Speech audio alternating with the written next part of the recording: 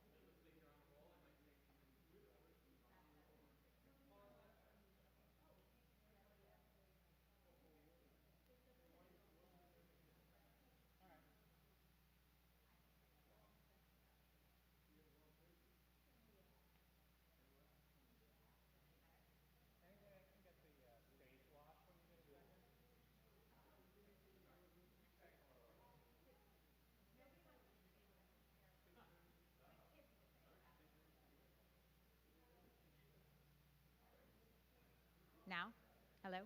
Hello? I asked for your vote on November 8th. Okay, excellent. So we're good now. It doesn't sound on. Hello, hello. Oh, it is. I just have to be like really close to it. That's.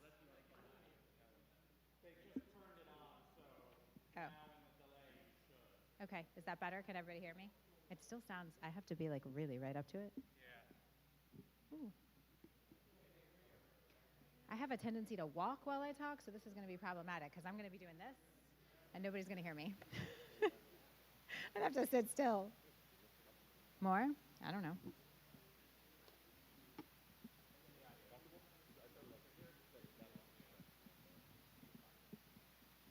Is that better? That's better? Okay. Cool. Excellent.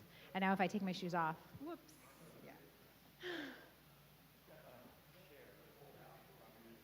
Oh. Well, this is fine if we're just while he's talking. Am I supposed to do while he's talking? Doesn't matter. Okay. Oh, sorry. Hello, my favorite color is blue. My favorite kind of ice cream is vanilla. And like a 5-year-old, I like rainbow sprinkles on it. I'm a Taurus. What else? My kids like to listen to Taylor Swift.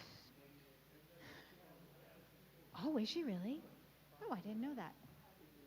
Gosh, I didn't know that. I feel like maybe I should go look at that. Rings. Oh, sure. My voice. Oh, sure. Hello. Hello. Oh, yeah. Maybe just Really a little close. touch. Hello, hello. I mean, I can hear it now. I just have to be like right up in it. Oh my goodness. Basically eat the microphone. Okay, I can do that. Testing, testing. Good evening, Mr. Pittman.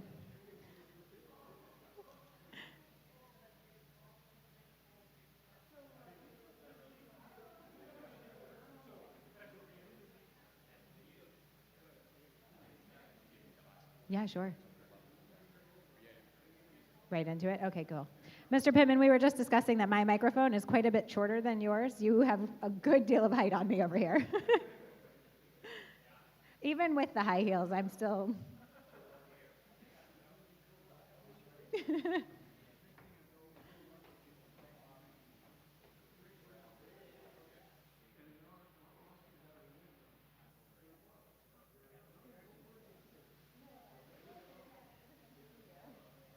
Yeah, thanks for hosting this evening.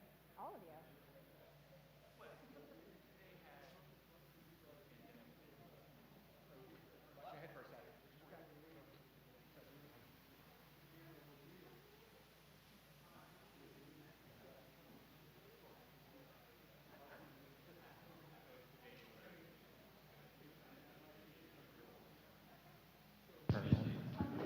So the mute button is. Are you getting any audio now? Yeah. Does it sound okay? Yeah, people can hear me. I'd probably actually lower it to more like here, and maybe put it a little bit out if I can. Yeah, so I can see this if I need to. You're there? Yeah, that's good. That's good. Yeah. Okay. Yeah. That's not up in my face. Height's good enough for this? Yeah, that's great. As I read it, the lights will come on, so you'll be able to read it easily. If you have any notes or anything. Okay, great, great. Thank you. Oh, it's slipping. I think this needs to be tightened up because it's sliding. Tighten here.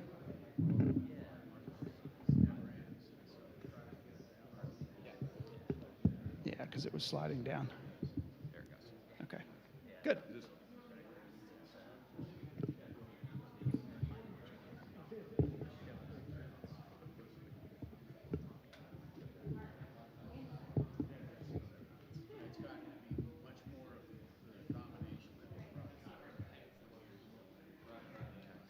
Okay, but I can take it off, right? And you can Yeah. take it off. Okay. I'll let him just make sure he's aware. So, and Antonio, he's probably going to take it off and walk around occasionally, just so you're aware. Okay. And where is the, for the live stream, where's the camera? It is literally right underneath, right on the first row of the balcony, right above the block, right Oh, below that the guy booth. there? There's 2 cameras right there. Okay, so the guy look with at the gray either of shirt. them. Yeah. Okay, Okay. sounds good. All right. Good. And just the Look camera what I got walking. are right there. Oh, look at that. They're aggressive. Excellent. Might help you on some more oppo. The cameras are right there. And Cameras, right right there. That's where, okay. Very short to his side. Okay. Perfect. Okay. And if you want to walk and take this with you, Oh, you can? yeah, Oh, excellent. you just would slide. Okay, great.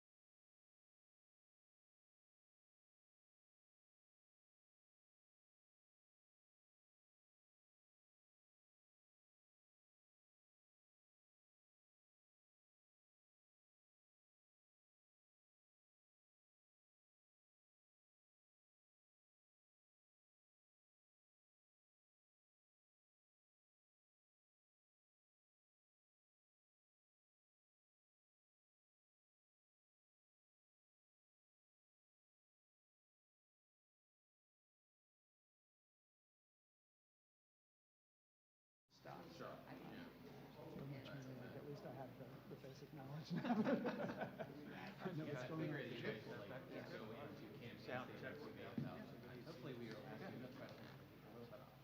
Actually, you know, my opener is stuff it's all my. Yeah, so we got the gate, so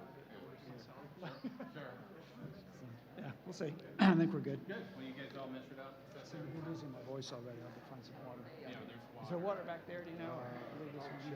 No, I'll just take this one. We'll get you.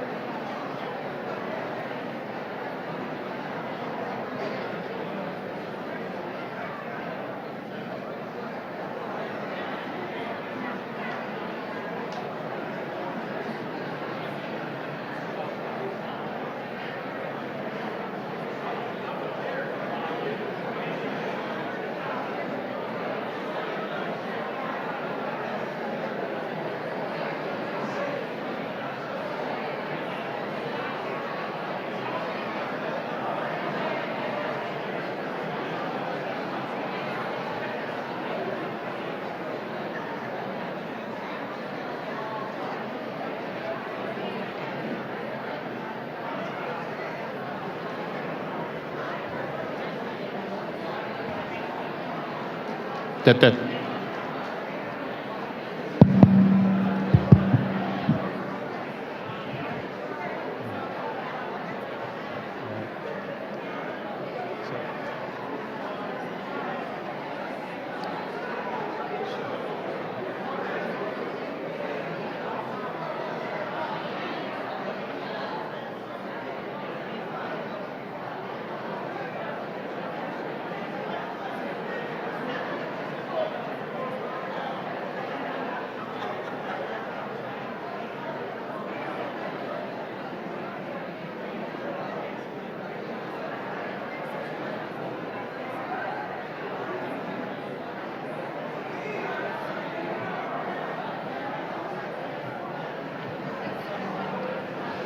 Good evening. I'd like to direct everyone to their seats. We're going to get started with this evening's debate.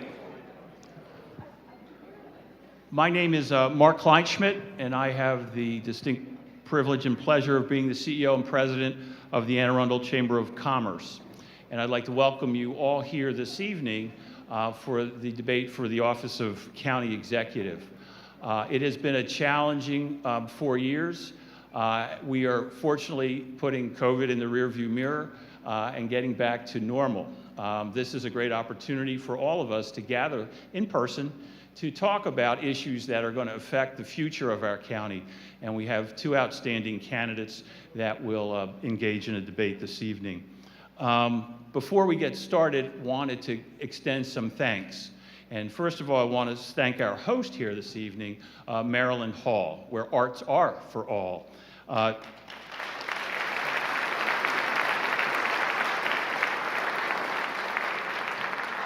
This is a great venue, and I want to thank Jackie Coleman, the executive director here, for working with us to make tonight happen, and Dennis Coughlin taking care of all the many logistics tonight.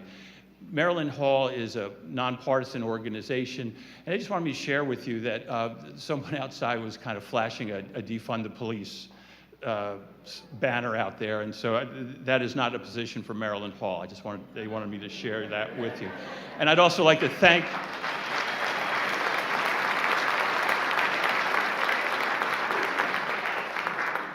the Annapolis police who are here with us this evening.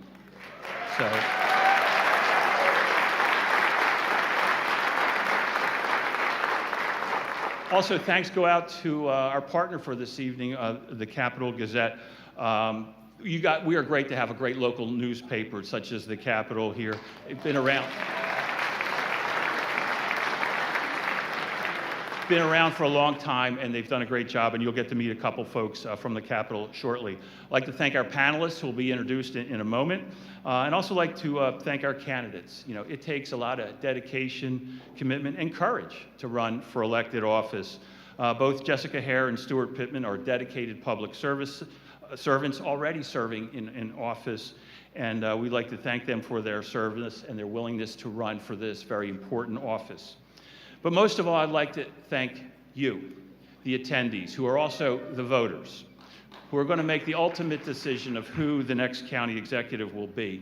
And from the Chamber of Commerce viewpoint, the county executive is the CEO, runs a big operation, a $2 billion company, if you will, with over 3,500 employees that provide the vital services and infrastructure that we depend on, and in many cases take for granted every day. So the Chamber is very pleased to be here tonight to help sponsor this debate. Just for those of you who know, we are a nonprofit membership organization, a nonpartisan organization. We have about 450 businesses that are members of, and nonprofit organizations that are members of the Chamber, and they represent small and large corporations, small businesses, large corporations, which really reflects all of Anne Arundel County. So we believe it's important to provide information to our members and to the general public, and that's why we're so happy to work with the Capitol to make this debate possible this evening. It is being streamed live, so a lot of folks who aren't here this evening have the opportunity to see that, so we're pleased to do that. So with that, what I'd like to do is introduce our moderator for the evening, Jay Judge, who is the editor of the Capital Gazette. And Jay will go over the ground rules, introduce the panel, and then the candidates. So thank you very much. We look forward to a great debate this evening.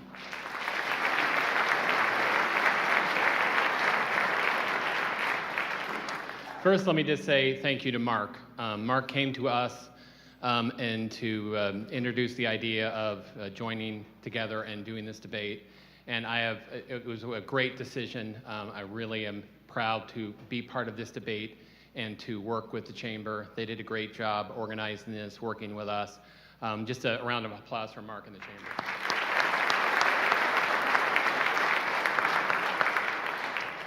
So, as he said, I'm Jay Judge. I'm the editor of the Capitol. I want to welcome you all here. It's such a great event. I have to say I was here 4 years ago for this event, and it was inspiring to see the commitment and interest that exists in this county for democracy and to learn what the candidates have to say. So I'm just really thrilled to be here, and I'm glad you're all here. So I want to start by introducing our panel. First, I want to introduce Brooks DeBose. He is the assistant editor of the Capitol. He is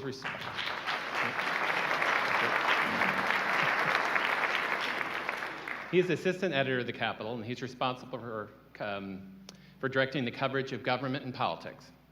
Prior to this role, he covered Annapolis city government, and as our mayor is here, covering the 2021 municipal election and winning several regional awards for his work. So applause for him. Thank you. Also like to introduce Charlestine Fairley.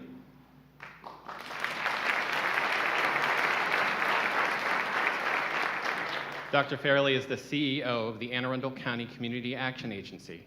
Over a distinguished career, she has been noted for her work in the public health sector, as well as her focus on education as a means to improve the quality of life for at-risk youth and adults. Thank you for joining us. And our final panelist is Dan Nataf.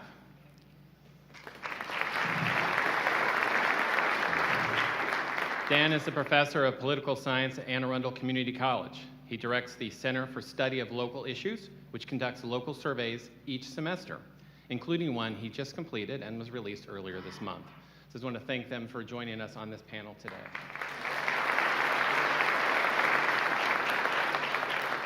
So now I'd like to introduce our candidates. First, Jessica Haire, a first-term council member and a Republican challenger.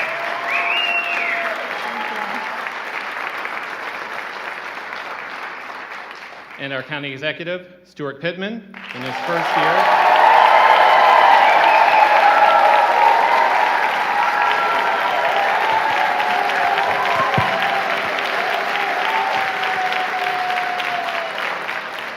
He's in his first term, and he is the Democratic nominee. So I want to echo some things that Mark said. Running for office really means airing your beliefs, your soul, and putting it all out there, requiring hours and hours of work, of policy and pressing the flesh and all the things. And it really is something else. Regardless of your thoughts, their positions on the issues, their dedication is truly laudable. And so let's give them a round of applause.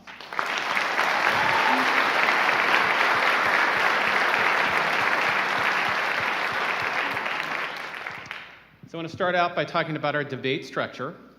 At the beginning, the candidates will have a 3-minute opening statement.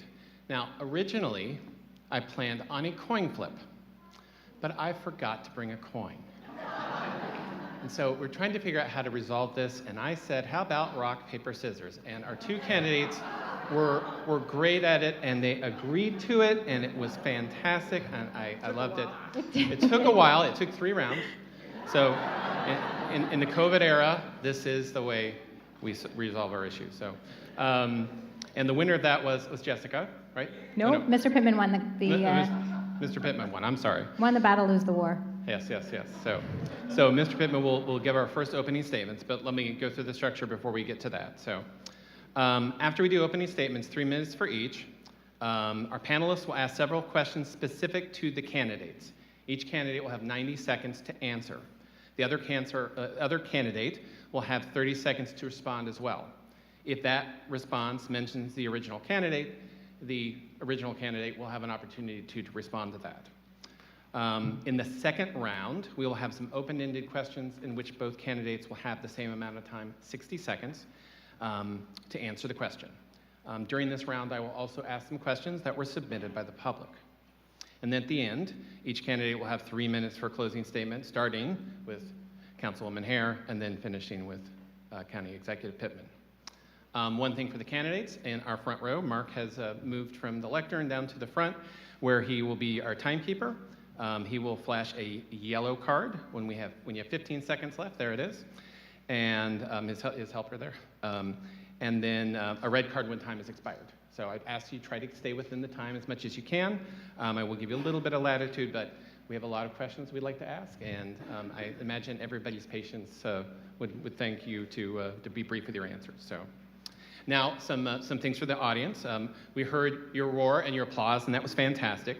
But we do ask during the debate, when they're answering questions, that you hold your applause and your cheers so that they can fully answer the questions. Also ask that you silence your cell phones. So now that we were through that all, we're going to start with the opening statements. County Executive Pittman, the floor is yours for 3 minutes. Well, thank you. It is wonderful to be here finally. And I think after 200 town halls, most of you know who I am, so I won't do the bio part of this. But I do want to say that I am from this place. I love this place. And I fight like hell to defend it. So I have defended this county against a deadly virus that has cost our residents, our neighbors, 1,173 lives. I have defended against bad development and won. I have defended against traffic and raised 6 of our top transportation priorities into the state's top 10. And I've defended against racism and hate and created the first Office of Equity, Diversity, and Inclusion despite efforts from 3 council members to defund it.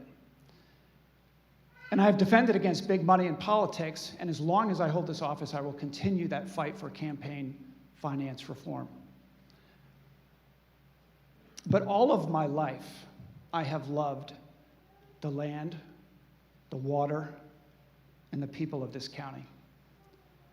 But it's only over the last 4 years that I have also come to love the institutions of local government that serve and protect the people of this county.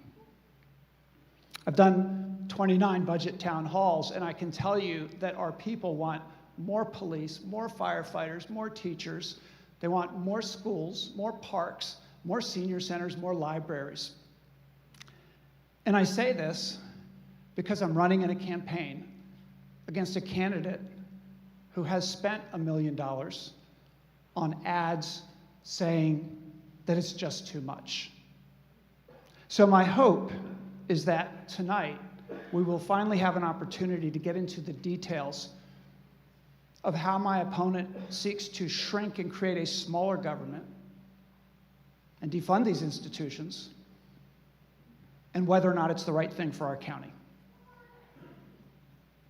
So 4 years ago, I was endorsed by the police, the teachers, and the firefighters, and I'm endorsed by them again because I've been a steadfast advocate for their missions. I was endorsed by the Baltimore Sun saying that I have been fiscally prudent, independent, and good government oriented. I earned this county its first AAA bond rating from Moody's as a stamp of approval for sound fiscal management. And I got a 6-to-1 bipartisan vote on our last budget for exactly that reason, while keeping our taxes the lowest in the region by far. I earned an A rating from the League of Conservation Voters, while my opponent got a D, because I protected the environment. And tonight, regardless of your political affiliation, I am asking for your support in this election so that we can continue to do the good work that we started 4 years ago.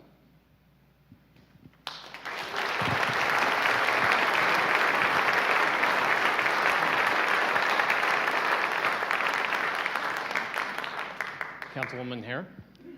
Thank you.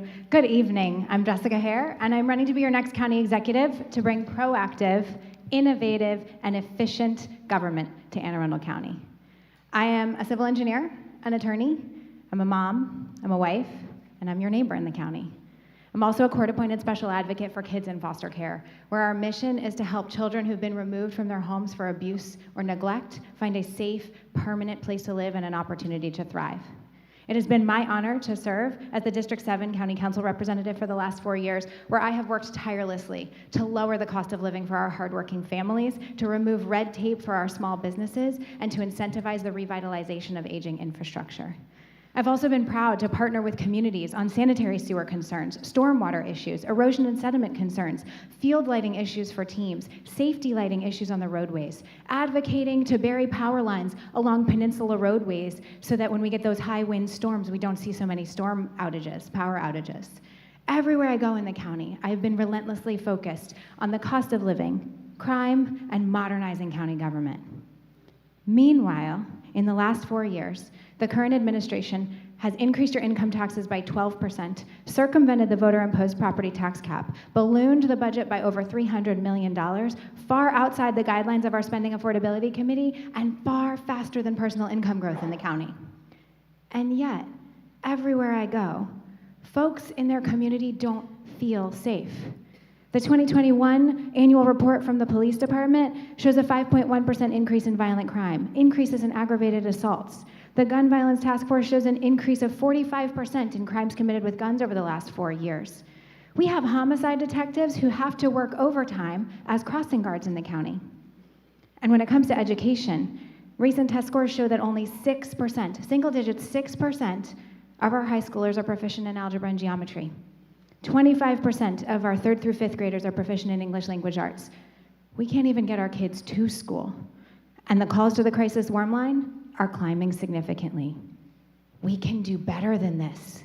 Together, we can change this trajectory. We can give our police, our public safety officers, the tools, the resources, the training they need to make our communities safer. We can partner with our school system to get dollars in the classroom and get our kids to school so that kids can focus on learning. We can increase access to services for folks in crisis, and we can eliminate the wasteful spending in our budget. We can do this together. We can do better than this. I want to close with one final thing. Mr. Pittman made a number of statements today. I'm looking forward to discussing them more in detail later on, but lately he's taken to calling me an extremist. He's done this on Facebook, he's done this on TV ads, he's done this on a website, I think even via text message. It's funny, it's a little ironic. Anyone who followed the primary, I just spent the last year being called a rhino, so it's a little ironic. But I want to let you all know, I have passed the most number of bipartisan bills of anyone on the county over the last 4 years in the county council. I am proud of my record of common sense, collaboration, consensus building. That's the focus, that's the dedication that I bring to the county executive's office. Thank you very much.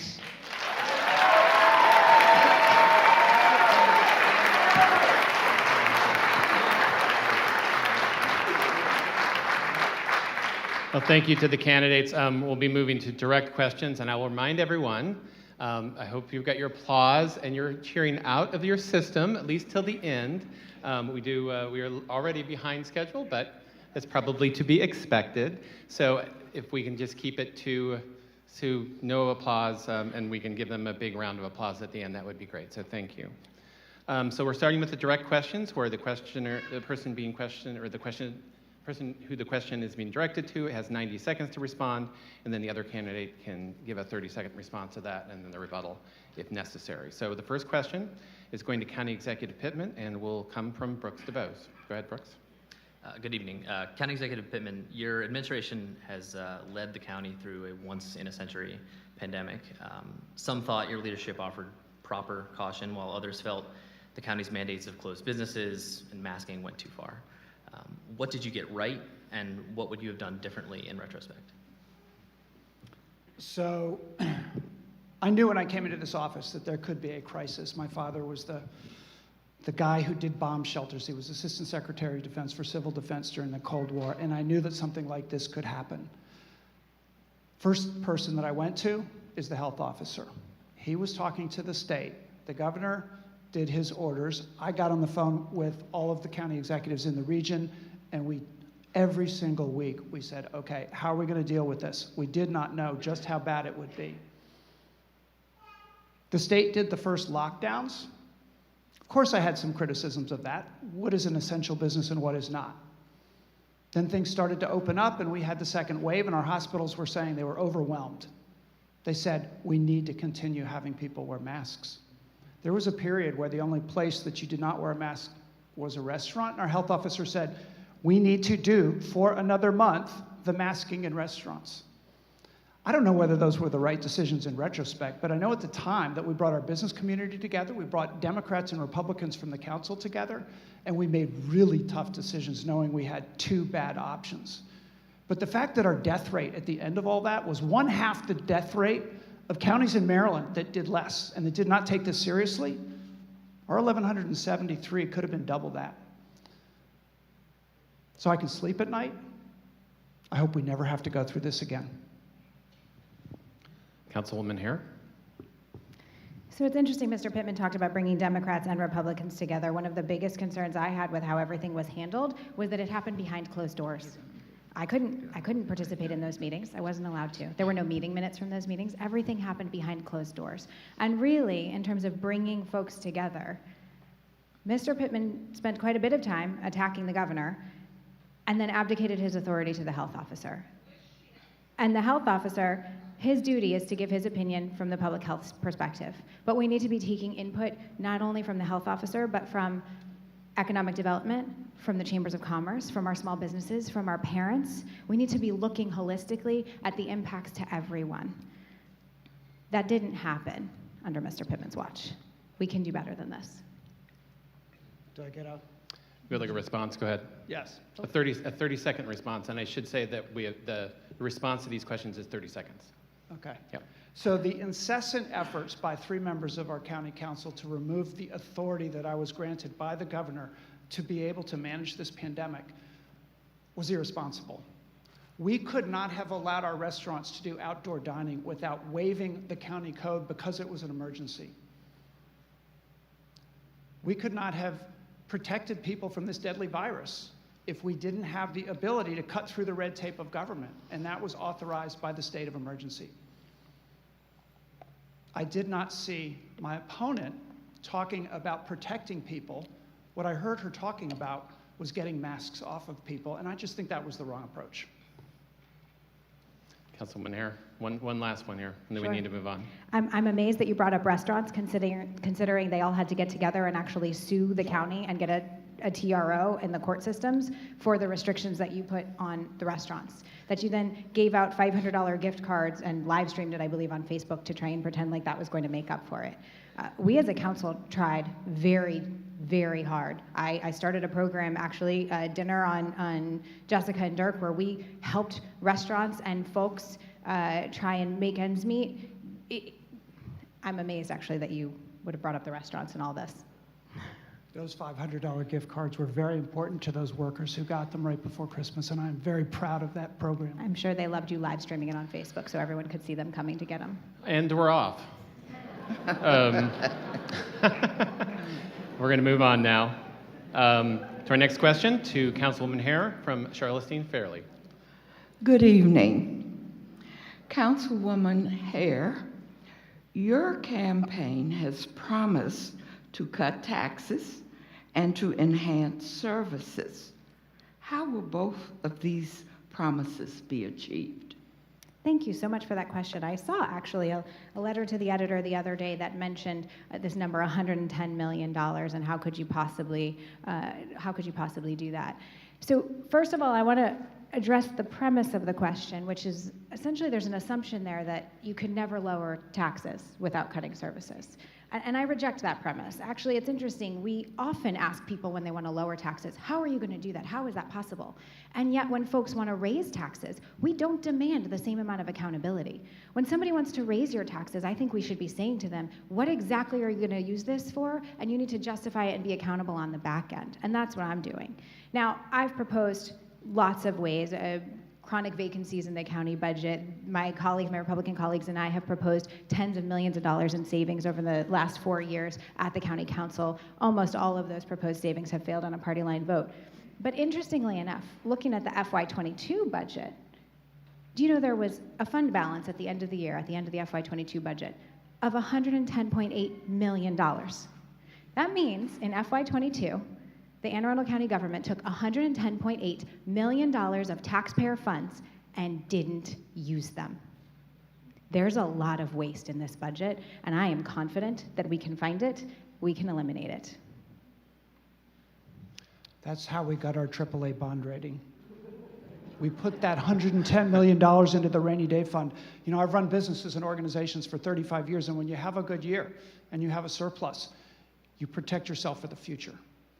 And so by putting that money into the rainy day fund, and you'll hear that she was one of the 7 who introduced the bill that gave us the authority to go from 5 to 6, but she voted against actually putting the money into the rainy day fund. So setting our county up for future economic challenges, to me, is good government.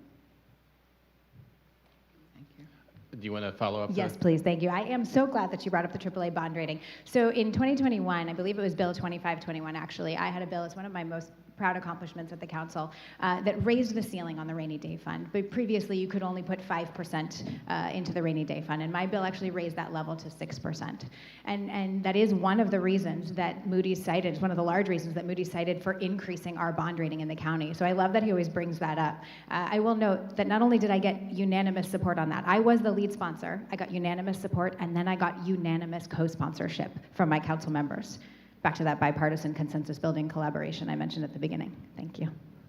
Okay, great. Just quickly, Moody's did not raise our bond rating because we had the authority to put money in our rainy day fund. They did it because we put the money in our rainy day fund, which you voted against. No, please. Let's keep the applause to a minimum, please. The next question will go to County Executive Pittman from Dan Nataf. Our recent surveys have shown that a majority of the county's residents favor slower residential growth that is in balance with the growth in infrastructure, roads, schools, parks, and the like. On the other hand, slower growth might prevent building of more affordable housing. Which is the greater priority, keeping residential growth slow or allowing greater density and more growth to lower housing costs? I was not surprised to see that survey result. And the reason that people want slower or no growth, there are some people who want no growth of any kind in the county, is that we have not kept up with the infrastructure or kept up with the services, and they experience it through traffic, and they experience it in overcrowded schools. So when we did Plan 2040 and engaged our residents at record levels in deciding what our future should look like in land use, we all agreed that we needed to target our growth to town centers, areas where we have train stations, areas where people can live, work, and play so they don't get in a car and clog up the roads. And so to say, as my opponent has, the density is bad, automatically bad, is really to say, we don't like the people who live in high-density housing.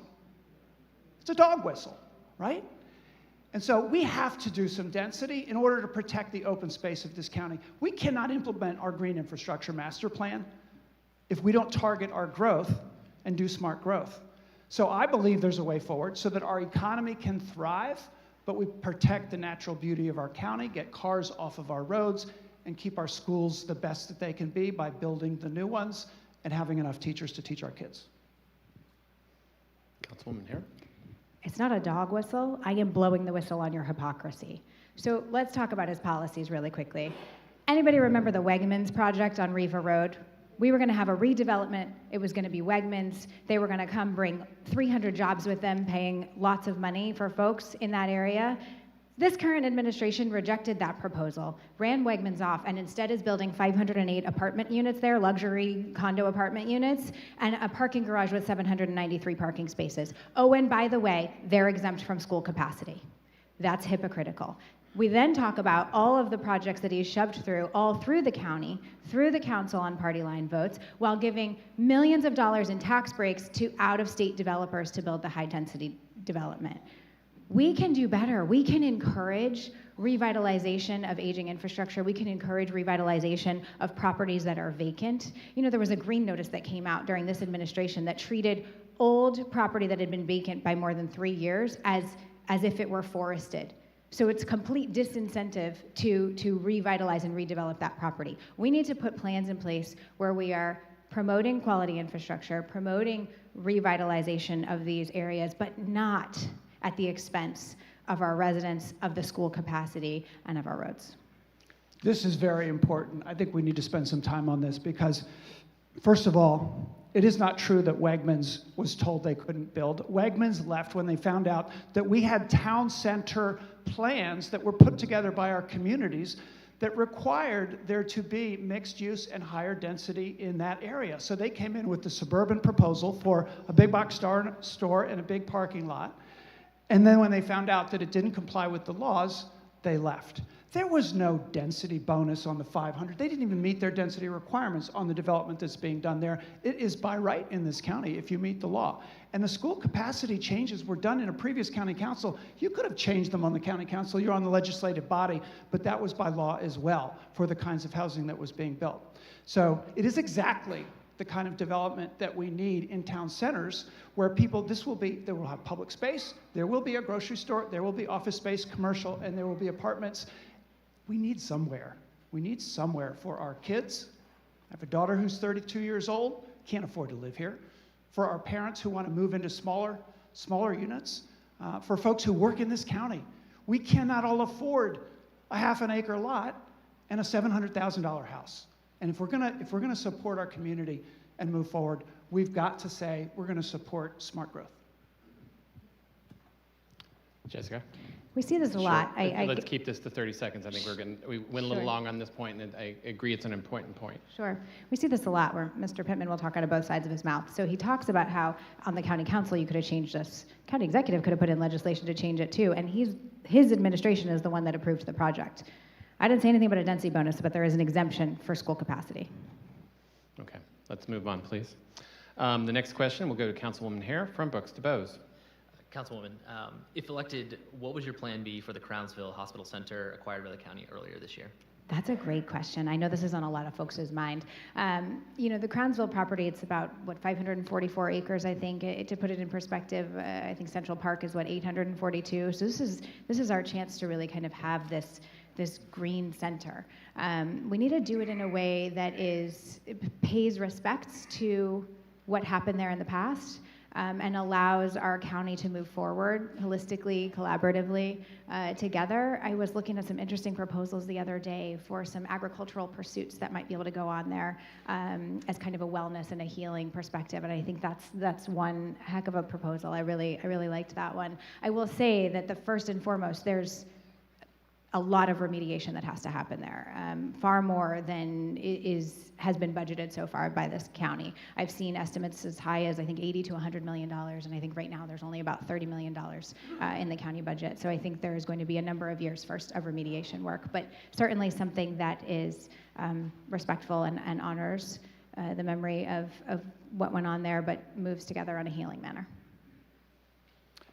So this is one of the reasons why I think that it's very important that I stay in this office for the next 4 years. Is this working okay? Yeah. When I came into office, I sat down with Governor Hogan, and he said, what can we do together? First year. And I said, Crownsville. Because the legacy of that place and the condition of that place in the geographic heart of our county needs to be controlled by the residents of Anne Arundel County. You all remember the proposal for the commercial, the hotel, the sports stadium that was proposed there. They actually wanted the county to use our bonding authority. The developers of that proposal, major contributors to your campaign, not to mine, but they are still there, and they still want to do that. I believe that by creating the Crownsville Hospital Memorial Park, with the help of the $30 million we got from the state, that we're going to be able to bring in nonprofit partners. We're going to get Rec and Parks there. Central Services is already out there. You can see it starting to get cleaned up. We're going to address the legacy of the failure in this country to deal with mental health crisis. And what happens at Crownsville Hospital Center will tell the story, it will tell the history, and we'll have people doing the work for the future. And I believe that it will be a place where we can heal, our whole county can heal in the presence of nature. And I just so look forward to being able to implement the plan now that we've got the property. Would you like to respond?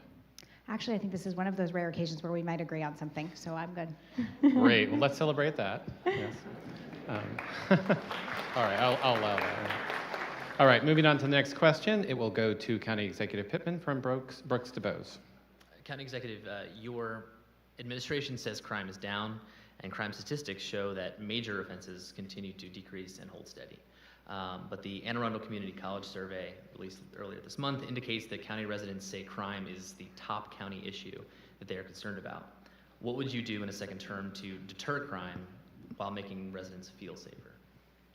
Well, it is still a top issue. I mean, the fact that from 2018 to 2021, the last year we have full statistics, every category of crime went down by 10% or more, and you know that, and I think we agree on that. I know that you have 1 year with a blip on violence that you have referenced, but our officers celebrate this reduction in crime, and I've been endorsed by the police officers, I think, because I celebrate them, and we've given them the resources that they need, the staffing levels that they need, and the pay to keep them in our county, and we have to continue to do that, first of all, to address crime. But crime is not only a policing issue. Crime is the health and human service agencies. It's the quality of life. There are social determinants of health. There are social determinants of crime. And if we fail to address those with major cuts to county revenues, then crime will go up. We're doing a 911 call center that we should have done a long time ago. It's been talked about for years and years in this county, but it's in our budget so that we will have a joint center between police and fire. And we have professionalized our Office of Emergency Management, and they will oversee that. We have the best police department, I think, in America. We have the greatest police chief. Chief Amal Awad is beloved by the officers and the community, and she's doing a fantastic job. So if we continue doing the work that we're doing, I think we will continue to push the numbers down. Councilwoman Haire. Thank you. So I actually disagree with this premise, in part because the numbers that folks keep referencing, that Mr. Pittman keeps referencing, don't include the city of Annapolis. Imagine if a governor tried to say that crime in the state of Maryland was behaving a certain way, but he wasn't going to include Baltimore City. That wouldn't pass muster. Absolutely not. We have to look at our county as a whole. I mentioned in my opening that crimes committed with guns have increased by 45% over the last 4 years. In 2018, there were 471. In 2021, there were 686. We have a problem. Mr. Pittman agrees we have a problem with crime in the county. In April of this year, he said as much to the Capital Gazette. Ignoring the problem doesn't fix it. And when you talk to folks in their communities, they don't feel safe. When I say we need to give our police officers, our detention center officers, the tools, the resources, and the training that they need to be able to make our communities safer, I mean that the Joint 911 Center should have been in the first budget, not an election year budget. I mean that we need to prioritize our public safety funding. We lost 30 detention center officers in the last year. Mr. Pittman talks about prioritizing public safety, but he only added 18 sworn officers to the budget in the last 4 years, all while increasing your taxes. The previous administration added 54, and they did it without raising taxes. We can do better than this. It takes 193 days on average right now to hire a detention center officer. We can do better than this. We can streamline this process and take our recruitment to higher levels so that we can train and give these officers, both police, fire, and detention center, the tools and the resources that they need. Just to be clear, putting officers in a budget does not get them on the street. So when I came in, we were under 700 sworn officers. We got to 800, over 100 more. It changes every week. I think by the end of this year, we'll be back at 800. We're just below that.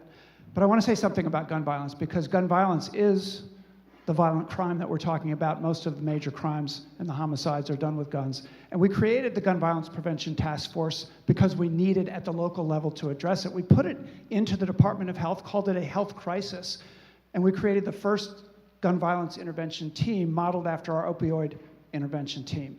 And that organization is doing great work. And it's a very different approach than putting out mailers with a picture of you shooting a shotgun right after Uvalde shooting. Really scaring and offending the voters of the county. Talk about fear-mongering. I do want to quickly address this number, 700 and 800. Actually, it was reported just the other day, I believe, in Meanwhile in Annapolis. In 2018, we had 725 sworn officers on the payroll. Currently, we have 756. By my math, that's a difference of 31. I don't know how you round, but nowhere do you get 100 out of that. You look at the police actual report, the annual reports from the police department. I'll show them to you. They're on my phone later. All right. Thank you. I had a feeling that one would be a spirited back and forth. So, moving on, the next question goes to County Councilwoman Haire from Brooks DuBose. Councilwoman Haire, your opponent has promised he will create a public financing system for political candidates using county funds, which you opposed. How would you go about getting big money out of local politics?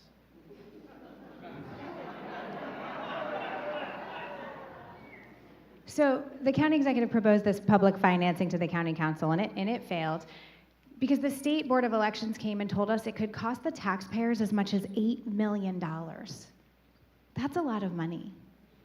You all shouldn't have to foot the bill for the public financing campaign. There's a lot of things we can do with $8 million. Mr. Pittman promised that he would put forth a bill to eliminate spending and eliminate campaign contributions from folks with business before the council in his 2018 campaign. He never introduced that legislation. So he's made that promise before. He's already broken it. I don't expect him to keep it next time either. So let me get to that second bill. It was not people before the council. It was developers. It was banning campaign contributions from developers with applications pending before the county. We had to go to the state to get authorization to do that, and we won that. We came back, we drafted the bill, we shopped it around the council. I would have been lucky to get 2 votes and made a decision that I did not want to just put a bill forth to watch it fail just to make a point. I will continue that effort with the next county council, who I hope will be more sympathetic to it. The campaign finance bill that my opponent voted against, we passed 4-3, but you needed 5 votes to be able to get it onto the ballot. So this was creating a system like the one that Larry Hogan used to win the governorship in his first election, where you can choose to get only small dollar contributions, and then they get matched from a county fund. Many counties have this. It's a small dollar option for people, and it's actually a $2 million price tag that we estimate, and I think it's worth $2 million to get big money out of politics and allow regular people to run for office. Quick response. So Mr. Pittman mentioned that he shopped this bill around the county. This would be another one of those times where he's saying one thing but doing another. He might have shopped it around to a couple members on the county council. He didn't show it to me in advance. I didn't get a chance to look at this as this potential. And you know, not only that, you're saying it's a $2 million price tag now. We had evidence from other counties in Maryland that have looked at this, and the range was anywhere from $5 million to $11 million, I believe. And so the State Board of Elections said it could be as much as $8 million for this county. I still stand by. We are the final fiscal authority for your tax dollars. You work hard for your money, and we should not be taking $8 million of your money to fund political campaigns. But you do agree that this was to put it on the ballot for the voters to decide whether they wanted to invest in this? This was not the council's decision. This was to put this question to the voters in this election. You voted against that. I did. Please, please, please.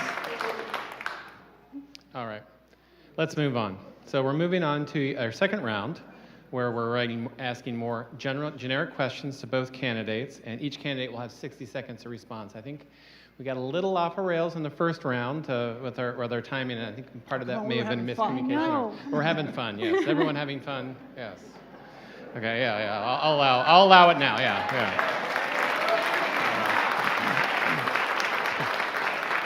All right, so we're going to start the second round. Each candidate will have 60 seconds to respond. So let's try to keep to it if we can.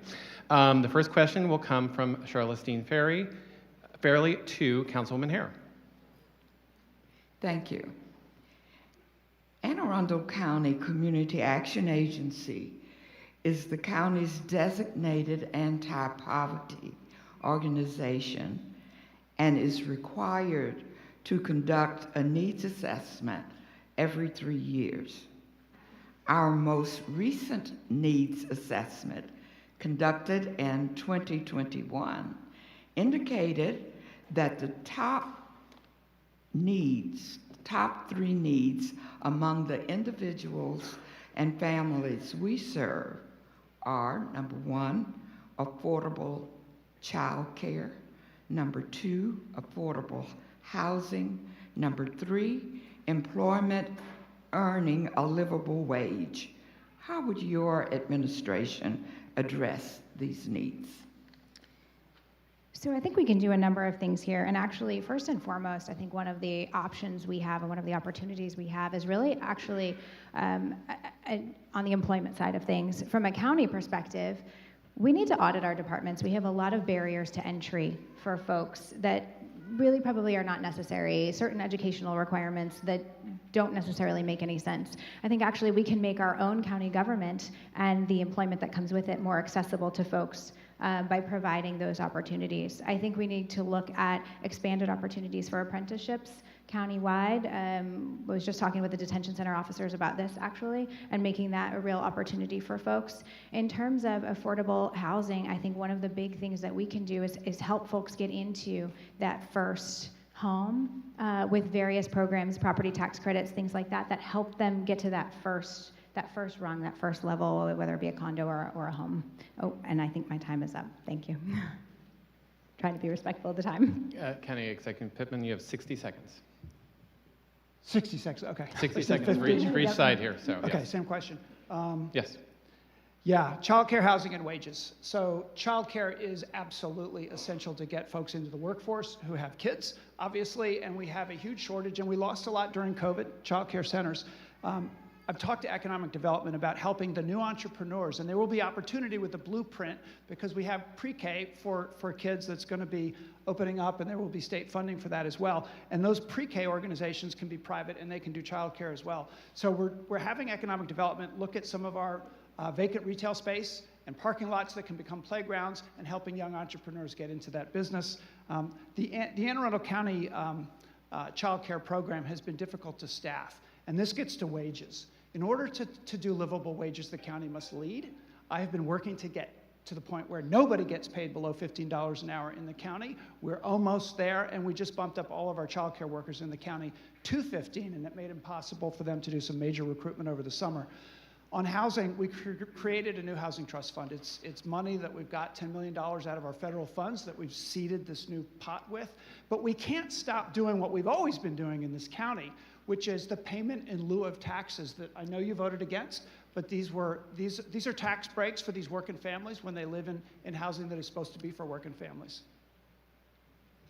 I gave him a little extra time, so is there anything you'd like to add, Councilwoman Sure, Haire? I'll just mention on those pilot programs, these big developers get these tax breaks over the course of 40 years, millions of dollars in some cases, and that tax break is actually passed on to you as the resident, because when the county maximizes the tax cap, all that does is shift that burden onto the residents. So in many cases, that's millions and millions of extra dollars, $20 million over the next 40 years that Anne Arundel County residents will have to bear. And I was astounded.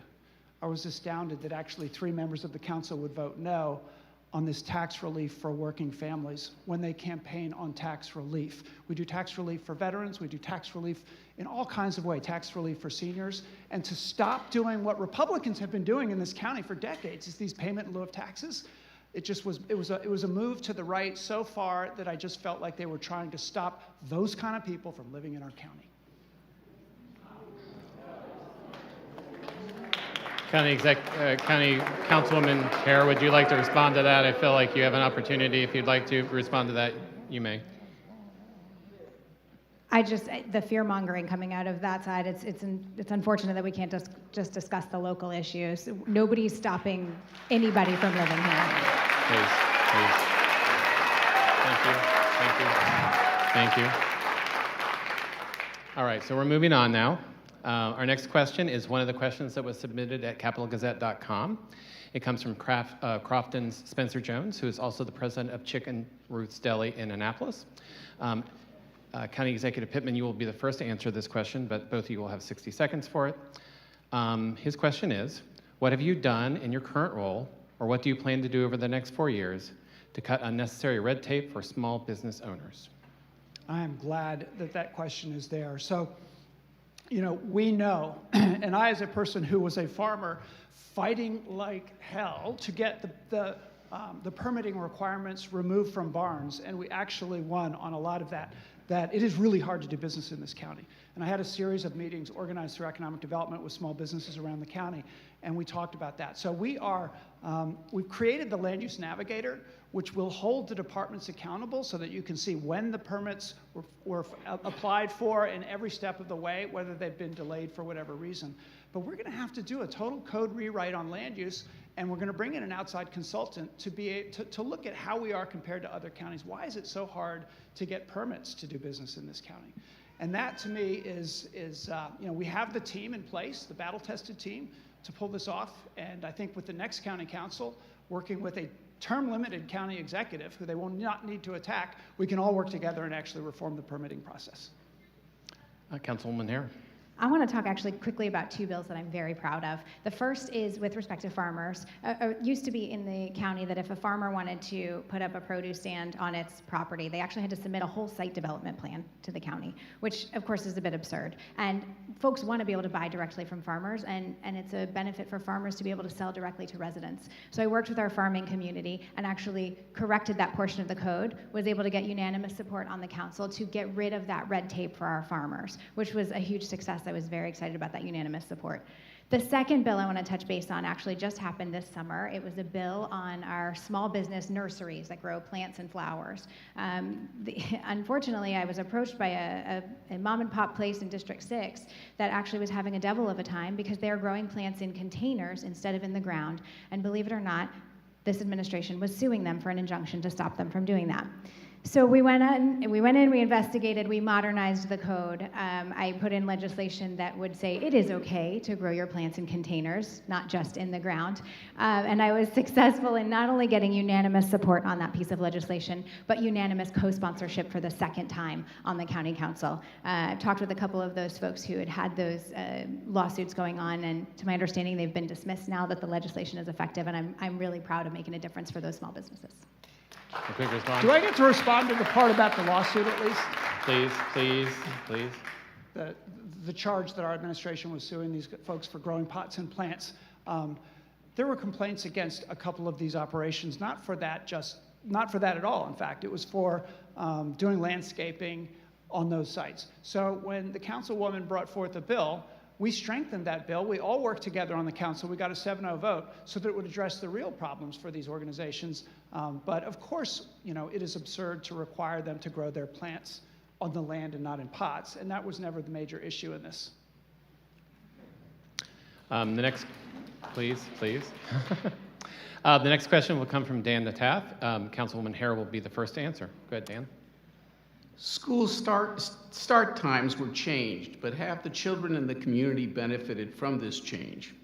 Our survey found that more people thought that traffic congestion in the morning, after school activities, and managing childcare had gotten worse rather than better with new start times. So what's your take on the change in school start times? The council actually passed a resolution on a supermajority vote asking them to delay the school start times. There's not enough bus drivers to cover the routes. We don't have enough crossing guards to keep kids safe crossing folks. And the traffic has been horrendous. I drive down Riva Road every day and pass that traffic and look at the site that might have been a Wegmans and wonder what the traffic is going to be like next year. And so, I think we asked them to delay it. The school board did not do it. I think we have a lot of work to do on getting our kids to school and making sure our kids are not left behind so that they can focus on learning. So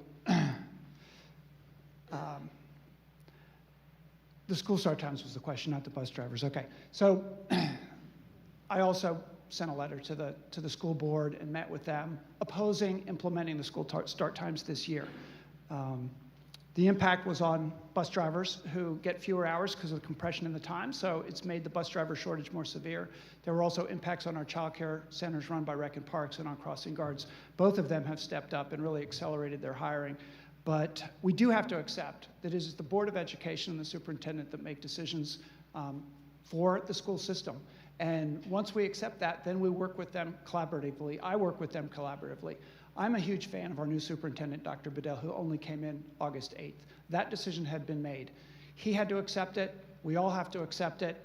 I hope that there will be a benefit for the students, and we have to address these labor issues, and these are throughout our economy, and these are crises that we must confront together as a community. So I am working with our Board of Education and with our superintendent to solve these problems together.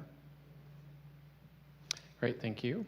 The next question will go to County Executive Pittman first, and it will come from Charlestine Fairley. County Executive Pittman, what will you do to address youth gun violence in the county? So I mentioned the gun violence intervention team, and it is made up of our police department, our mental health agencies, our health and human service agencies, our Office of Emergency Management, and the school system. One of the things in the past that was difficult was that the school system and Anne Arundel County's mental health agencies did not communicate. So we created a new joint commission on mental health with the school system, and they have created new programs. They have opened up the schools so that our mental health folks can get into them and work together, and we will continue to get the reports from them, create the new programs, fund the new programs, and monitor progress. My sister teaches at Annapolis High School, and it's sad to hear the stories about some of the mental health challenges that the kids are facing. And if we continue to collaborate interagency like we have started to do finally, and work with our state partners and our federal partners, we can make real progress and continue to educate people about gun safety as well. Councilwoman Haire. So I think we absolutely need to partner with our federal and state allies to help get illegal guns off the street. We need to have those programs in place to make sure that these guns are not falling into the hands of youth. I also think on our mental health, we need better access to crisis services. I have been proud to advocate for increased access to resources and increased numbers of crisis beds in the county during my time on the council.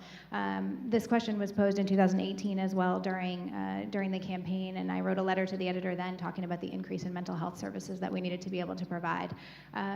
You know, our youth have been through a really traumatic time the last couple of years. We see it in the learning loss, we see it to the calls on the crisis warm line, and I think we're going to see the ramifications of what they had to endure over the last few years for many years to come.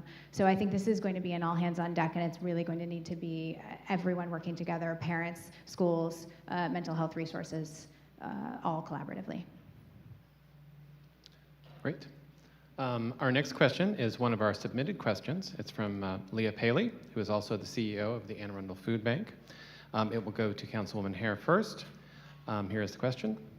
The influx of COVID funding from the federal government has enabled many nonprofit organizations to meet the heightened demand of human services over the last 2.5 years. With this funding running out and no commitment from the federal government to provide another round of relief, what will you do to ensure that nonprofits can continue to meet the high demand for services in our county? First of all, they do tremendous work at the Anne Arundel County Food Bank. I've been privileged to visit there and do some volunteer efforts there, and they really do tremendous work. All of our nonprofits do tremendous work. I think the best way that the county can partner with folks on a lot of these things is through public-private partnerships. And we've done this a few times on the council, where particularly if we have space, buildings, or land, or that nature, where a nonprofit can come in and use them, we can rent space to them for $1 a year, and that really lowers their overhead costs, gives them the ability to thrive and grow their business. Obviously I would love to talk specifically with the food bank and any other nonprofit who's interested in expanding, because I think that's a service that more and more people have needed, particularly as we see inflation and cost of living kind of spiraling out of control. I hear from folks every day that the cost of living is too high, and the number of people who are able to donate to the food bank is dwindling, and the number of people who need the food bank is dramatically increasing. County Executive Pittman. So the question was partly about the fiscal cliff being created by the end of the federal funding. And I can assure you that we invested those dollars in one-time projects rather than recurring, so that we wouldn't put the county in a difficult situation financially. But there's a fair amount of that money that went to local nonprofit organizations and went to health and human service agencies, and I think that's what the food bank is nervous about. They were central to the food distribution system that we created with our churches, our nonprofits, county government, and the Anne Arundel County Food Bank. The nonprofit sector in Anne Arundel County is absolutely essential. That's why we just put another $1 million into the Community Foundation for small grants for our local nonprofits. I believe that the amount of money that we're talking about that we've invested of that federal money into these nonprofits and food assistance in particular, we cannot afford to stop doing, but that we can't afford to continue it. Because overall, compared to some of the other things we spend money on, it's affordable. We can get it done. So we'll be there for you. Great. So our next question will come from Brooks DeVos, and it'll go to County Executive Pittman first to answer. Brooks? County Executive, there has been a long-term effort by an outside developer to build a rubble landfill in Odenton. That has caused a strong opposition by a group of community organizations in that area. This is a question for you both. Do you support the project? I do not support the project. I've been hearing about this. They've been trying to get, Haire Development has been trying to get the Chesapeake Terrace rubble landfill into the county for 30 years. And it came to me because they were trying to get their permit from the Maryland Department of the Environment. And we had an opportunity to finally put a stop to it, at least for now, which is we bought the land that was the only land under their special exception that they could use to get into where they want to put this rubble landfill right next to Two Rivers, close to Odenton, close to Crofton, trucks on the road everywhere. We bought that land for a school. And so what we then did was I went to the Maryland Department of Environment, wrote a letter saying, don't give them the permit because they'll never get our permit. And they sued me for that. They came after me. So Maryland Department of Environment may give them the permit. Our legal team believes that we can fight to keep them from going in from another entrance. They believe that our legal team will back down and that they'll get another entrance. And I think that is why they invested $250,000 in trying to acquire a new county executive with $6,000 contributions from their staff, their family, people who none of them live in the county, and from their employees. So other county council candidates have been offered checks from Haire Development and sent them back. I think the community was right to call on Councilwoman Haire to send back the $250,000. Please, please, please, please. Come on. Councilwoman Haire, your response. Thank you. I am so glad I got a chance to answer this question in front of you all. So first of all, Mr. Pittman never actually asked me my position on the landfill. I'm so glad you did. I'm going to say it loud and clear. I'm opposed to the landfill. Let me say it one more time. I'm opposed to the landfill. Come on. Okay? Please. If there's any doubt from anybody, I'm opposed to the landfill. You know what, Mr. Pittman, he made a whole lot of assumptions and he made a whole lot of attacks and he never bothered to actually ask me. That's not what leadership is about. So then let me tell you a little bit more about this. This first came up because he started to attack me about it, and he did it at a series of community summits. These are taxpayer-funded community summits that he's using as political rallies to attack me in his opening statement that is wildly unethical. What's more, Mr. Pittman just talked about how this administration has stopped it by purchasing the land that was supposed to be the entrance from the school. Well, do you know what? Land purchases from the advanced land acquisition actually have to come before the council for a vote. I voted for the land purchase. So for him to sit here and talk out of both sides of his mouth and say, I must be promoting the landfill, but also I voted for the purchase of the property that he claims stopped it, is absurd. Yeah. Let's try to keep a response to 30 seconds. The reason that I didn't ask you how you felt about the landfill is because when the Chamber of Commerce held a candidate forum right before the primary not that long ago, you said you had only heard about the landfill 2 days before. So you clearly couldn't have had an opinion about something that you had never heard about. When you say you voted in favor of acquiring the school site, that was before that. So you clearly didn't know about the landfill at that point. I don't believe you didn't know about the landfill. I believe you did know about the landfill because why would they have given you $250,000? But okay, so which is it? Please, Councilwoman Haire. You can't have it both ways. Either I knew about the landfill or I didn't. And if I knew about it, I voted for the land purchase. But then you don't believe that I didn't know about it. Now let me just be real clear on this too. The community groups actually sent a PIA in for my emails and my Google Calendar and my text messages and hard copy files. And actually, unlike most of the PIAs in the county that goes to the county executive's office, we responded to this one timely. And they PIA'd the email. They went through thousands of my emails. And the response that came back, they wanted to know if I had any conversations about a landfill with the 42 individuals and a million other folks. They sent all these search terms in. Office of Law did a thorough search of my office, my email, my computer files, everything. And the response is, no responsive documents exist. Let me be clear one more time. I am opposed to the landfill. Thank you. And nobody communicates with their campaign donors on their government accounts. So there were 5 emails about the landfill showing that you knew about it, but they were not with your donors because you don't use your campaign account to talk to donors. They came from Crofton first. They were updates generally about county stuff. Okay. Then I voted, okay. We good? We're good. Yeah, let's move on. I'll second the motion of the man in the first row here. Moving on. The next question will come from Charlestine Farrelly. We'll go to Councilwoman Haire first. Go ahead, Charlestine. Yes. There are opposing views regarding the existence of climate change. What is your view? To the extent you believe climate change exists, what will your administration do to mitigate the consequences of climate change in Anne Arundel County? So I think one of the biggest things that we can be helpful on is our local infrastructure. I talked a little bit in my opening about helping folks with stormwater and flooding issues. As a civil engineer, I did a lot of design work actually on stormwater issues. And you know, I've been able to go into communities and help get check valves inserted in culverts when tidal flooding has been mixed with our increasing severity of storms, and actually been able to help then lessen the effects of those floodings. I, again, have advocated for the burying of power lines, particularly along peninsulas, which are particularly prone to high wind storms and power outages that result from those high wind storms, high frequency storms. I think we need to be, I've worked with folks when their swales are building up to get check dams put in the swales as well.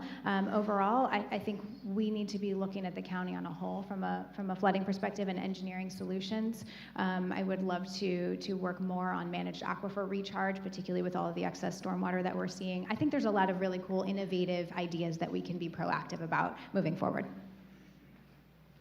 County Executive Pittman. So I do believe that climate change is caused by human beings and greenhouse gas emissions, which is why we did an executive order to get all of our fleet 100% electric, and another executive order to get all of our county electric usage either purchased or created renewable by the year 2030.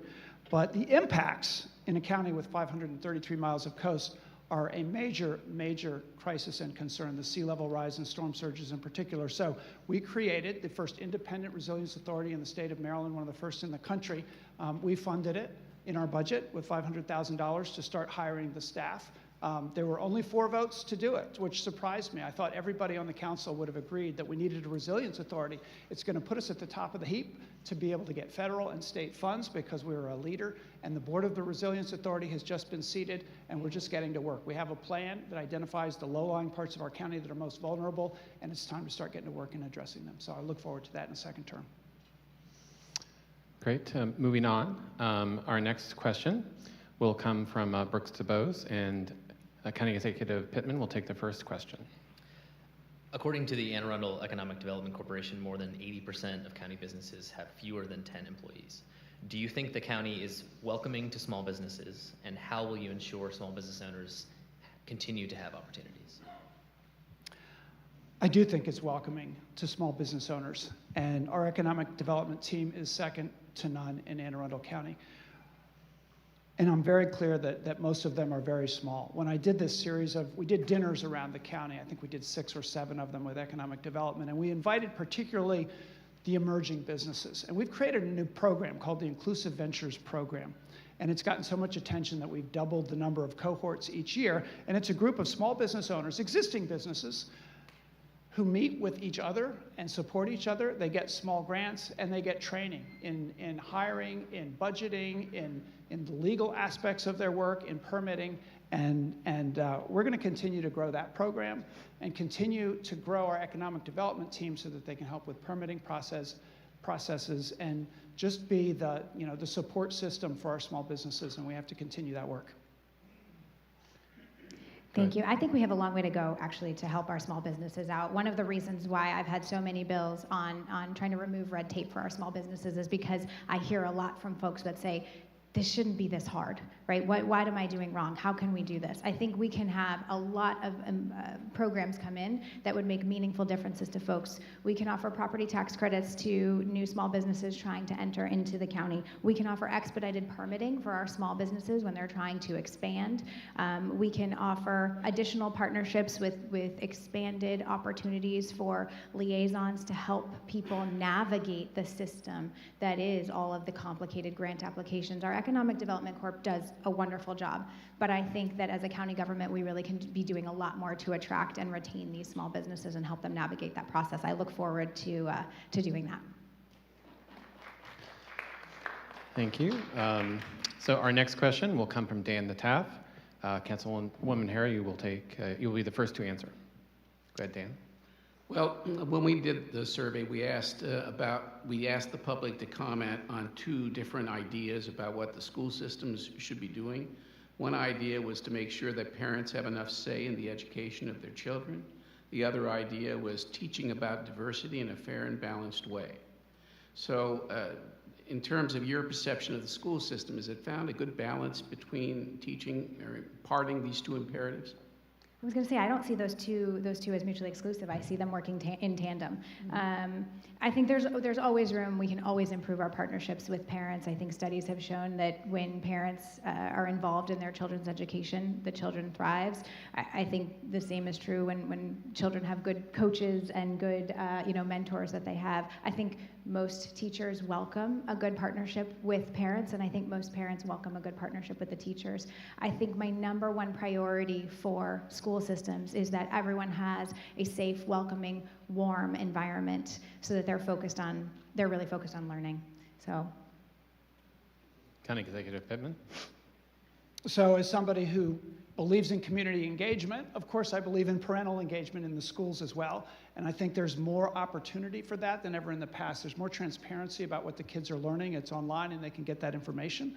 So I encourage people, and I know that our school system is always encouraging parents to get more involved in the schools. Not every parent has the time to do that. Some work 2 and 3 jobs and can't, or they're single parents. As far as what's taught in terms of history and race, I think you're trying to get at in some of this, I firmly believe that we need to teach all of our kids all of our history, and that includes the history of racism in our county and nationally. And there's a concern that some kids will be made to feel guilty if they learn that, and I just don't believe that. I think that our kids want to know all of the history. They are far more inclusive than we are in our generation, and we should give them the benefit of the doubt and not try to censor what they see and what they read. Thank you. Please.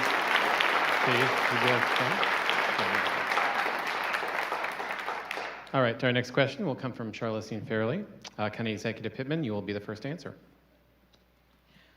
In terms of public safety and trust between members of the community and law enforcement, residents now have the capability of filming, and county police now wear body cameras. Do you believe this to be a contributor or deterrent in building trust between the police and the community? If yes, why? If not, why not? Definitely a contributor. I came in my first year, and I said that I thought that Anne Arundel County needed to get into the 21st century and do body-worn cameras, as many jurisdictions already have. And the first year, there was some reluctance to spend the money on the council, so we waited. But during that time, a letter-writing campaign started. It was the NAACP youth chapter, actually, and they did hundreds of letters that were heartfelt. But at the same time, I was talking to our Fraternal Order of Police and our police officers, and they were saying, you know, change can be difficult, but every jurisdiction that's done it, the police officers love it once they get it. So in that second year, the whole county council, bipartisan, 7-0, I think the Republicans even put out a press release saying, we support body cameras. So we were celebrating that, got it done fast, and did an excellent program. And I talked to a lot of officers, and they tell me that they actually watch these films, and they learn from them, and they improve their work. And I think for people who don't trust police officers when they're pulled over at night, the fact that that officer has a body-worn camera gives them a certain sense that this is a transparent engagement. And so I think I'm pleased that the state of Maryland is requiring it for the whole state now, and that Anne Arundel County got ahead of it and really has the best body-worn camera in the state of Maryland. We're training other jurisdictions in how to do it right.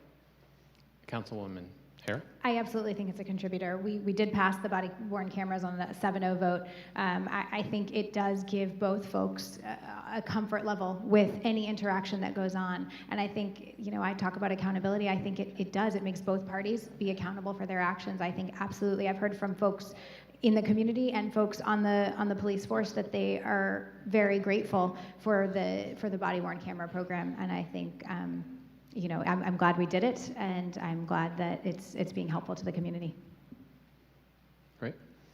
Our next question is a question that was submitted by many respondents, so we have edited it to get the opinion of most of the people who asked about this. There is a vocal group of residents who are concerned about Greensbury Point. What is your view on an acceptable solution for this issue? Councilwoman Haire, you will be first to answer, I'm sorry. Sure. I like it with the passive trails, the passive recreation. I think it's beautiful. It's open, it's accessible. I don't think it needs to change. I know that right now they've withdrawn and who knows, they're going back to the drawing board, but I absolutely think that preserving that, it's a unique gem, it's a unique area, and I think keeping it as passive recreation is the perfect way to handle that. Well, I've been pretty vocal about this, but I will say that the decision that we made to send a letter to the Navy, that we were open to the possibility, we would put in a proposal for Rec and Parks to manage that site, was the right thing to do. I was very concerned about the relationship between the Naval Academy, who most of us love having them here, I love having them here, and the community. When they made a proposal that they were going to do a golf course on a place that was currently public water access, that people jog, walk their dogs, it's a beautiful, beautiful, very natural space. And so I was concerned that the relationship would be strained if they continued to push that. I called the superintendent. I called 3 people at the Naval Academy, in fact, to tell them that we were going to be sending this letter because I didn't want it to be perceived as anti-Naval Academy. I don't believe that the Academy itself has a dog in this fight. I believe that the golf folks are interested in having another golf course, of course, but I don't believe it will happen. We already lease, Rec and Parks leases the Navy Dairy Farm from the Navy, and we have a model. We have a contract that we could just put over at Greenbury Point, and we can make that place better, deal with the invasive species, and make it just the most wonderful, natural place for the community to be able to experience the Chesapeake Bay. Great, thank you. The next question will come from Dan Nataff. County Executive Pittman will be the first to answer. When we did our last survey, we ended a question asking people what was a living wage and what was affordable housing. This question has to do with the latter, affordable housing. So the number that came out was $1,500 a month for either rent or mortgage. And we also asked them how much would a house sell for that would be affordable. That number was $350,000.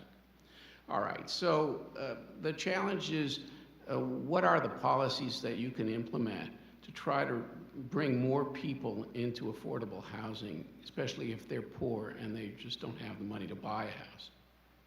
Yeah, this is one of the most challenging questions that we face because we know that decent, affordable housing is the most important thing for families and for children when we look at things like kindergarten readiness and lack of trauma in that early childhood age. So it's the numbers that the public came up with aren't far off from the numbers in the Poverty Amidst Plenty report that you might have noticed just came out. They tell us who is living on the edge, who is overpaying. 30% of your income is supposed to be affordable. And if you're a renter, more than half of renters in this county at moderate income levels are paying almost 50% and sometimes higher of their income on rent. So in order to address it, there are a number of things. We need to actually produce more smaller units. We need to amend our zoning code to allow some of those smaller units. We've actually been looking at the prospect of a tiny home community with wraparound services. We, during COVID, had transitional housing in a hotel. We didn't even talk about where it was because we knew that people would target it and complain about it. So we've acquired an apartment building to provide transitional housing with wraparound services. Time's up, sorry. I just finally noticed that you're doing that. Yeah. Councilwoman Haire. Thank you. I think this question is actually multifaceted, and we need to be innovative and think not just in the form of housing, but also other aspects of someone's life. I mentioned earlier on the employment side of things, trying to offer these apprenticeships, trying to make sure we have partnerships so that we can get folks into employment that offer them that living wage. And so starting that out, apprenticeships in our high school programs and things of that nature can be a big help there. I also think, I had a bill early on in the council to allow folks to give discounts to public safety officers, to teachers, et cetera. Unfortunately, it failed on a party line vote, but those are ways that we can kind of incentivize in the private sector and allow folks to give these discounts to people and get them in. I mentioned property tax credits for folks who are trying to get their first home. That's definitely a way that the county can be helpful in getting people in. Many times people can say, okay, I can make that monthly payment, but I can't do the closing costs. I can't come up with that down payment. I can't come up with that first part. We can be helpful there. So I think there's a lot of ways that we can do it if we're innovative and we think outside the box. So we are running out of time here. It's 8:23 by my clock here. I think it's pretty accurate. I'm going to ask one simple question that was submitted by Christy Fisher from Millersville. Seems like a very appropriate question for these days, and it could be a simple one-word answer. Will you accept the results of this election? Yes. Yes. Jessica Haire. Yes. Yes, a simple yes. County Executive Pittman. Absolutely, but I do want to let people know. I'm not saying maybe. I'm saying that this has not been covered in our local press. But our Board of Elections in Anne Arundel County, despite the state ruling that they can count the mail-in ballots before the election so that they can have results on election night or close to it, will not start counting. They made a decision, 3 members of the board who felt like, they wanted to go with the Dan Cox position on this. Anne Arundel County will not count its mail-in ballots until starting the Thursday after the election. And then they will do a second day of counting the following Tuesday, Wednesday, Thursday, till they're done. So we won't know the results right away, is my point. But we will accept them Yes. whenever they come. Great. All right, so we're going to finish with the 3-minute closing statements. Jessica Haire, you have the floor. Thank you. Thank you so much for spending your evening here with us tonight. Look, if we've learned anything over the last 4 years, it's that local leadership matters. So I hope after you've listened tonight, and I hope when you go to the polls, I hope you ask yourself a few questions and think about now versus a few years ago. Is your life more affordable? Do you feel safer in your community? Do you feel like your kids and your grandkids are getting a better education now? Most importantly, do you feel like your government is working with you and for you? Or are you ready for a change and proactive common sense leadership? Because this November, you can elect someone who's been relentlessly focused on local issues and solving community problems, revitalizing aging infrastructure, cutting red tape for our small businesses, or you can choose the status quo. Higher taxes, inefficient government, and a lot of excuses for why things aren't getting done.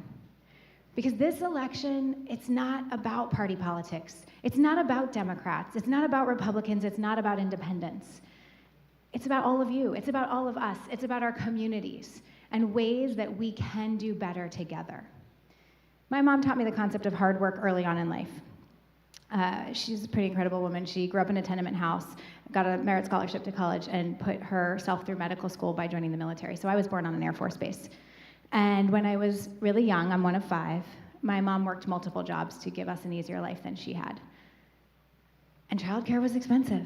So that meant oftentimes kids went to work with mom. And on Wednesday nights, she'd pick me up from kindergarten, she'd pick my little sister up from preschool, and she brought 2 things with her. She brought crayons and sleeping bags. And she'd take us to the night clinic where she worked, and she would park us in an exam room. And you know that crinkly paper that makes a terrible noise in a doctor's office when you sit on it? It makes a phenomenal coloring book. And so we would sit there for hours and color until we got tired and we'd roll out our sleeping bags and fall asleep. She'd pack us up at the end of the night. She'd take us home. She did this every week. until she saved up enough money to open her own medical practice. And she taught me then this concept of hard work. Hard work leads to limitless opportunities. If you're willing to put in the effort, you can create the opportunities. It's a lesson I've kept with me my whole life. It's a lesson my husband and I try and teach our children now, and it's what makes this country such an incredible place to grow up. We can do better together. I live by the guiding principles of common sense, of working together. I have a deep love for this country. I have a deep appreciation for hard work, and I have a deep commitment to improving the lives of Anne Arundel County residents through common sense, innovation, and efficiency. I promise logic. I promise thoughtfulness. I promise to bring accountability to the local government. And more than anything, I promise that every individual, every resident, every family, every small business will know that I'm invested in our shared success as a community. I thank you so much for your time this evening. I will stick around for any other questions that weren't asked, if you have any more, and I ask for your vote on November 8th. Thank you so much. Thank you, Councilwoman Haire.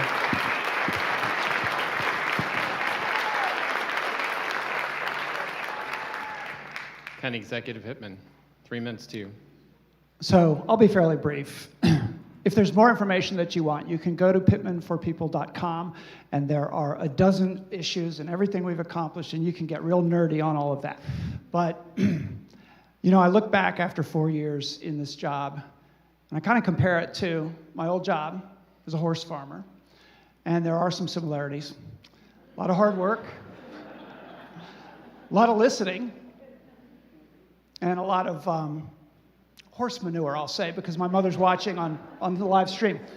You know, my point is that politics gets really ugly around election time, and we all get tired of it and can't wait for it to be over.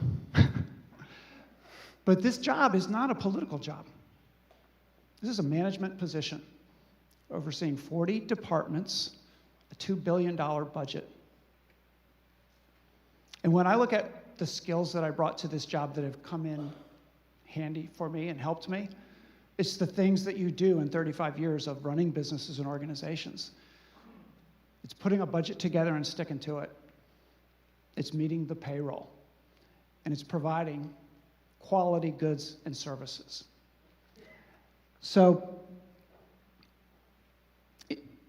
the team that you put together and surround yourself with, however, in a position like this, is really what makes or breaks you. And I can tell you that the team that we have today, both our department heads, our cabinet, and in the county executive's office, is a battle-tested, hard-working, brilliant team of public servants. And we know what we need to do to make government function more efficiently, to reform our permitting processes, to reform our personnel processes so we can keep up with the private sector and fill our vacant positions. We're ready to do that. And my only request of you tonight is to continue to engage with us, as you have over the last 4 years, and to keep this team and me in the job so that we all together can continue to make Anne Arundel County the best place for all.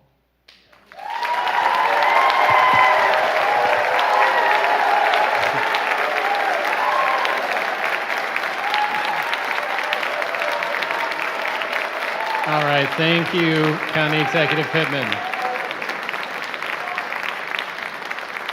And on behalf of the Capitol, the Anne Arundel Chamber of Commerce, the Maryland Hall of Creative Arts, for making this great facility available to us, I'd like to thank County Executive Pittman and Councilwoman Haire for joining this spirited debate. Thank you so much. Thank you. Fantastic.